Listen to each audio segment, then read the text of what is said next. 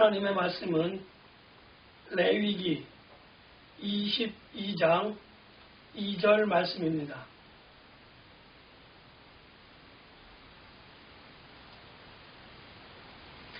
아론과 그의 아들들에게 말하여 그들로 이스라엘 자손이 내게 드리는 그 성물에 대하여 스스로 구별하여 내 성호를 욕되게 함이 없게 하라. 나는 여호와이니라.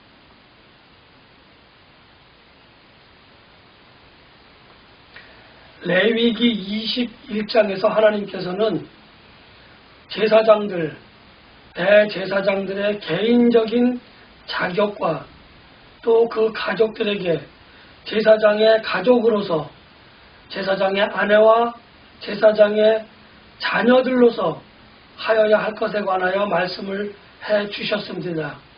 이제 제22장에 들어서면서부터는 제제사장이 성막 안에서 대제사장 혹은 제사장이 성막 안에서 어떠한 마음가짐과 어떤 행위를 가지고 그러한 일들을 해야 하는지 또 어떻게 일을 해야 하는지에 관해서 하나님께서는 말씀해 주고 계십니다.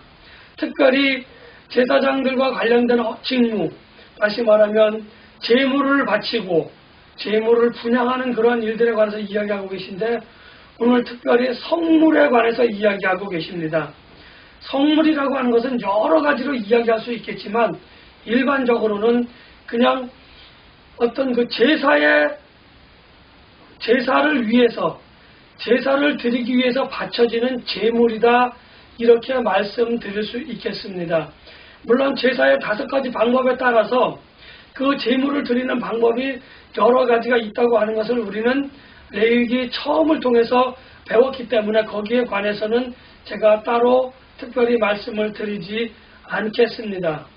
하나님께서 이 성물을 대하는 제사장들과 또 그의 가족들 또 그 집안에 속한 사람들 이들에게 주시는 말씀을 통해서 하나님께서 과연 무엇을 말씀하고 계신지 그것을 통해서 우리는 하나님의 거룩하심에 하나님이 무엇을 중요하게 보시는지에 대해서 알아보고 동참하고자 오늘 말씀을 살펴보도록 하겠습니다.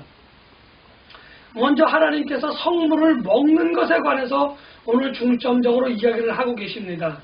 성물이라고 하는 것은 모든 것을 다 먹을 수 있는 것은 아닙니다.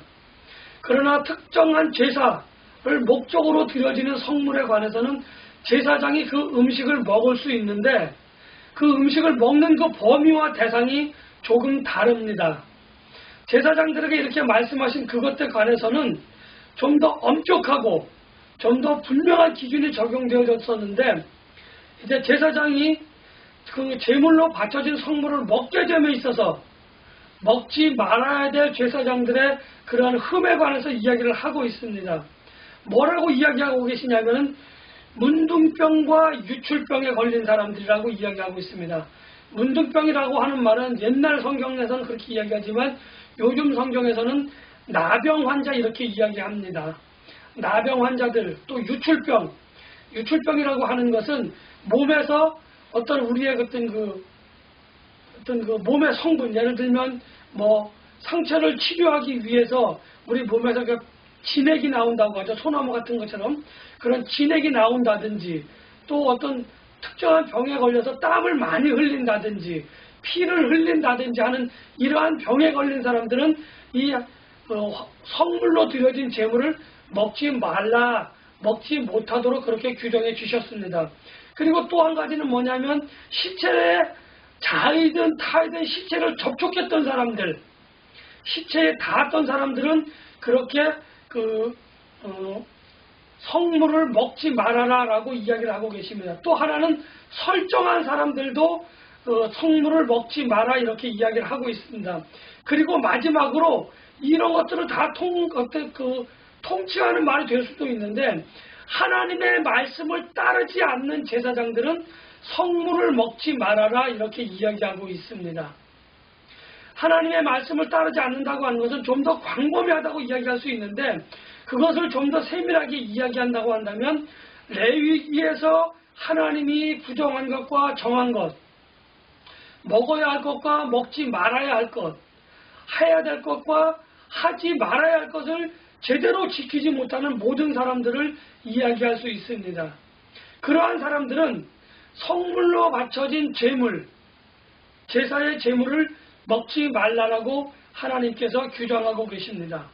그런가 하면 하나님께서 성물을 먹을 수 있는 제사장에 관해서 이야기를 하면서 그 범위를 또 한정져서 이야기해 주시는데, 그 범위에는 제사장들의 가족이 포함되어집니다.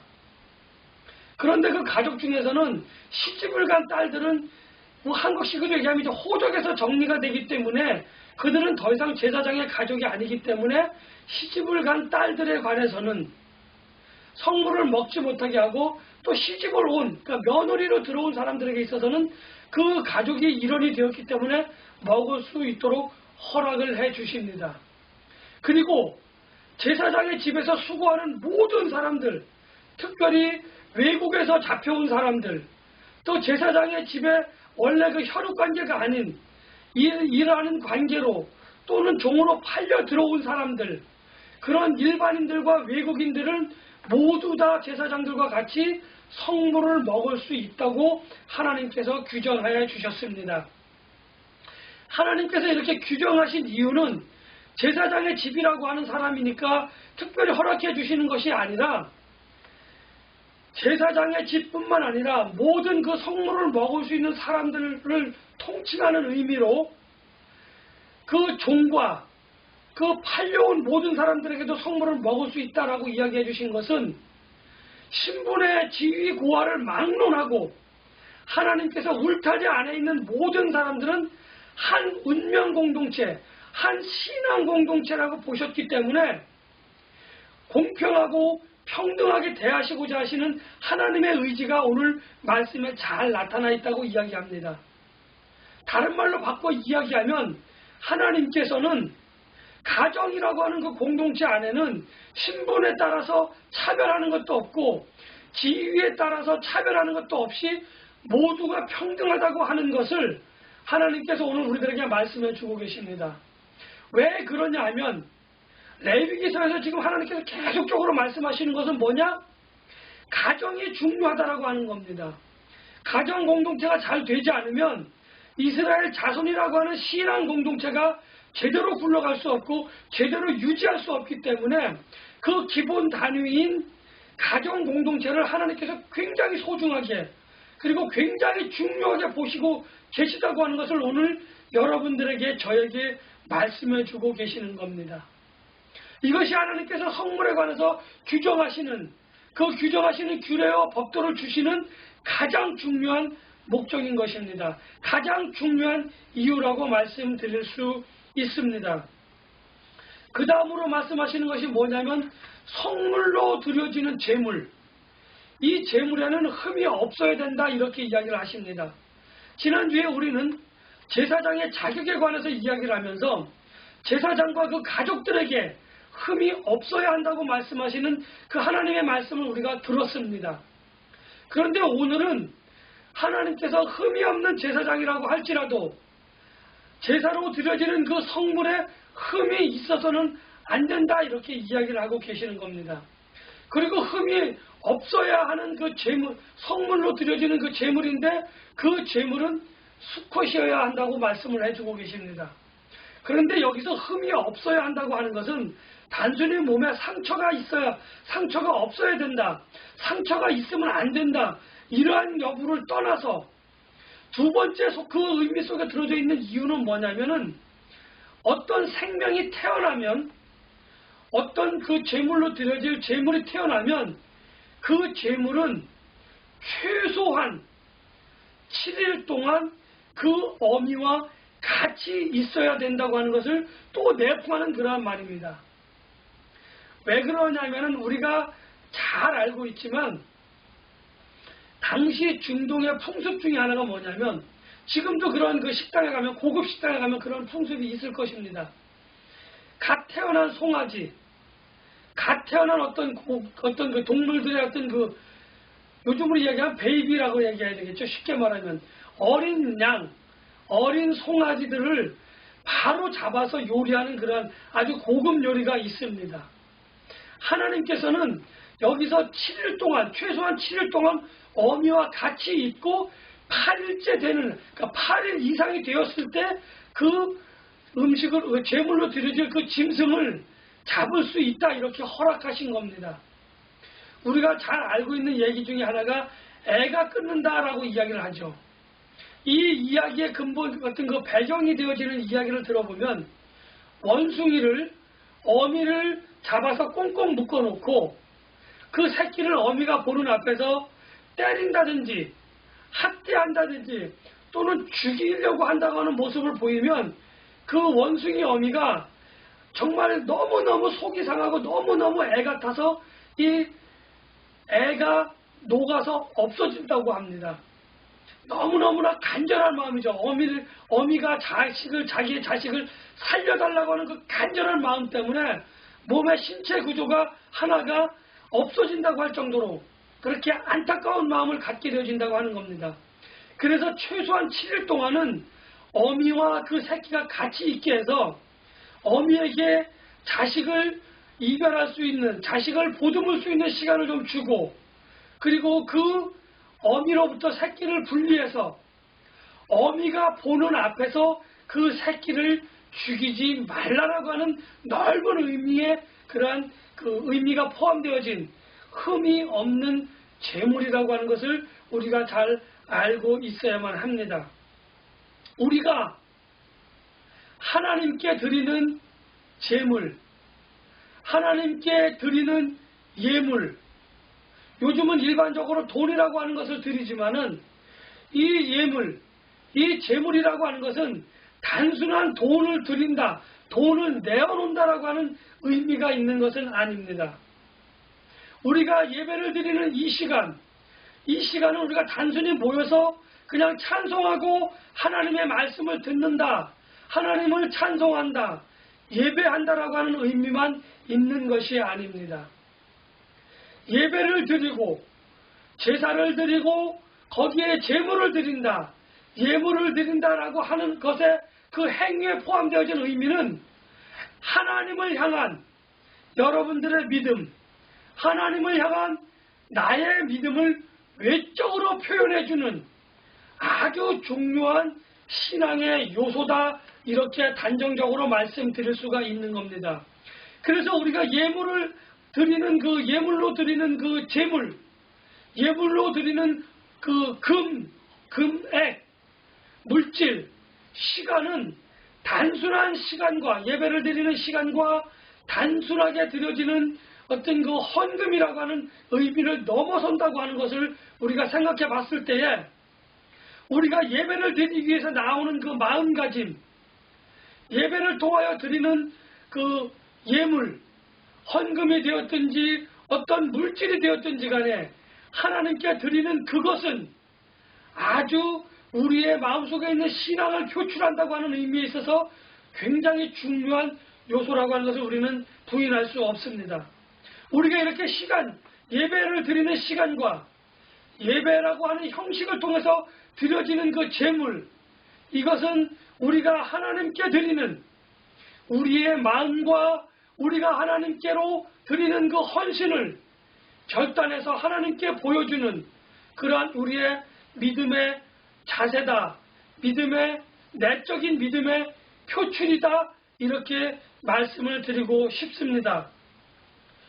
시대를 막론하고 시간을 막론하고 우리가 집에서 사용하는 것, 우리가 집에서 보관하고 있는 것은 아주 중요한 것들을 보관하고 우리가 사용하기 편하며 내가 사용하기 편한 것들을 집에서 보관하고 사용하고 있습니다. 마찬가지로 우리가 하나님의 집에서 사용하는 모든 물건들, 하나님께 드려지는 모든 물건과 시간들, 그러한 것들 역시도 마찬가지로 하나님께서 사용하실 때에 아주 중요하고 아주 편하게 사용될 수 있는 그러한 도구가 되어져야지, 좋은 것은 내가 갖고 내가 조금 덜 소중하게 생각하는 것, 내가 아무런 의미를 두지 않는 것을 하나님께 드린다고 하는 것은 우리가 하나님을 만홀히 여기는 겁니다. 하나님을 속이는 것이라고 이야기할 수 있습니다. 내가 가장 소중하게 생각하는 것, 내가 가장 중요하게, 가장 좋아하는 것을 잘 정리하고 잘 보관하는 것은 아주 좋은 생활 습관입니다. 아주 좋은 믿음의 습관입니다. 그러나 이것이 하나님께 드리기를 거부하는 어떠한 핑계를 댄다고 한다면, 마치 아사살의 염소처럼 그렇게 취급하여 분류한다고 한다면, 우리는 그것을 하나님을 만홀히 여기는, 하나님을 속이려고 하는 그러한 행위가 되어질 수 있는 것입니다. 사도행전 5장을 보면 하나님을 만홀히 여기는 아나니아와 삽비라가 나옵니다.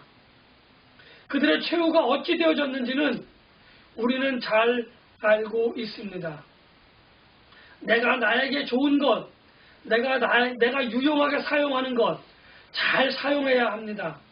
내가 소중히 여기는 것, 내가 소중히 보관하고 있는 것, 잘 보관하고 잘 그렇게 보관하고 잘 소중하게 생각해야 합니다. 그러나 그것 때문에 하나님을 만홀히 여기는 일들이 벌어진다고 한다면 우리는 안 된다고 하는 것을 성경을 통해서 익히 들었고 배웠고 보았습니다. 그것을 잘 기억해야만 합니다. 우리가 하나님께서 요구하시는 것은, 하나님께 우리가 드리기를 원하는 것은 바로 이렇게 하나님을 속이지 않고 내가 소중하게 여기는 것을 하나님께서도 소중히 여긴다고 하는 것, 내가 요긴하게 잘 사용하는 것은 하나님께서도 잘 요긴하게 사용하실 수 있다고 하는 겁니다. 이러한 것을 드리는 것이 바로 흠이 없는 재물을 하나님께 드리는 것입니다. 그러니까 내가 소중하게 생각하고 내가 요긴하게 사용하는 것을 하나님께 드려야 된다고 하는 것을 우리는 말씀을 드리고자 합니다. 그렇다고 해서 내가 집에서 사용하는 것, 내가 집에서 사용하는 중요한 것, 이것이 없으면 우리 가정이 무너질 수 있다, 우리 가정이 제대로 어떤 공동체가 깨질 수 있다라고 생각되어지는 것까지 하나님께서는 요구하시지 않습니다.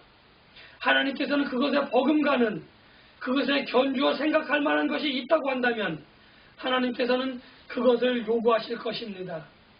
내 마음이 어디에 있느냐, 내 마음이 무엇을 더 소중하게 생각하느냐 하는 것을 하나님께서는 보신다고 하는 것을 여러분들에게 말씀드립니다.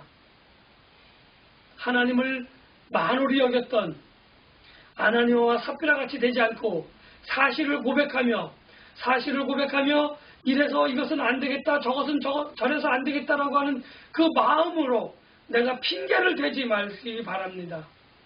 예수님께서 오실 때에, 잔치가 벌어졌을 때에 나는 소를 사야 샀으니 쟁기를 시험해 봐야 되고, 나는 장가를 갔으니 아내와 함께 있어야 되고, 그래서 나는 그 혼인잔치에 갈 수 없다라고 핑계를 댔을 때에, 그 혼인잔치가 끝나고 문이 닫혔을 때에, 더 이상 청함을 받았지만 그 청함에 들어갈 수 없을 때에 우리의 모습을 생각한다고 한다면 우리는 마음의 결단을 하고 무엇을 하나님께 드릴 것인지, 어떻게 드릴 것인지 마음의 결단을 하고 준비하고 있어야만 하는 것입니다.